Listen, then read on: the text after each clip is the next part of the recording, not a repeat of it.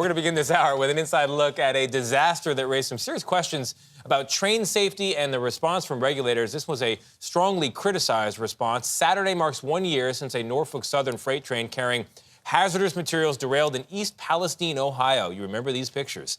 Thousands of residents evacuated, forced out of their homes over fears that the tankers could explode.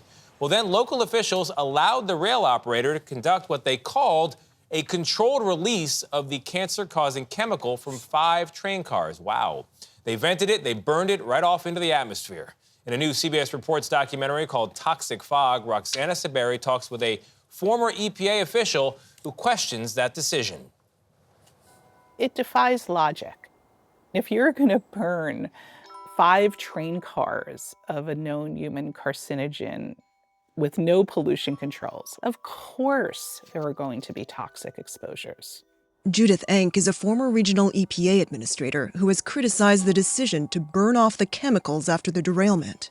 When I served at EPA, there was a vinyl chloride train derailment in Paulsboro, New Jersey. You suck the chemicals out of the derailed train cars and you bring the chemicals to a commercial hazardous waste disposal facility. This was unprecedented.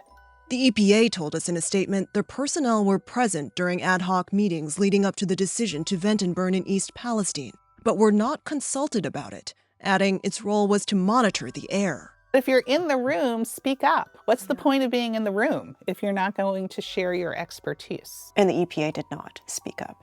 No, they stood by while this happened. Wow, and Roxana Saberi joins us now. Roxana, it's a fascinating report. It's remarkable that that EPA official went on camera to talk about these issues. Are you hearing other things from other officials? And what about residents? Yeah, well, we took a tour of the contamination site and the cleanup site with the Environmental Protection Agency, and they told us that according to all the test results that they've gotten back, there are not dangerous levels of chemicals in the area. But I asked an EPA supervisor about that. Why are some residents still feeling health symptoms? And he said, we just don't have a good answer for that. Now, some of these symptoms include brain fog, vision, blurry vision, loss of mobility. Wow. One man we met said he started getting seizures and he can't work anymore as an arborist and he actually can't drive anymore. Wow. Medical experts say there's just not enough research on what these chemicals can do to human beings. It's not something you can test in a lab, right. So that's why they need to continue monitoring the health of this community. We know the president is supposed to go to that area this month, but he didn't go and face criticism early on when this happened. How do you think he'll be received? Well, we know that he's going at the invitation of the mayor and some residents, so some people want him to go and see what's happened on the ground, the progress they've made, and still concerns that some people have. Right. It's likely to be a tough crowd. It is known to be Trump country. When the former president visited last year shortly after the derailment, he was treated like a rock star.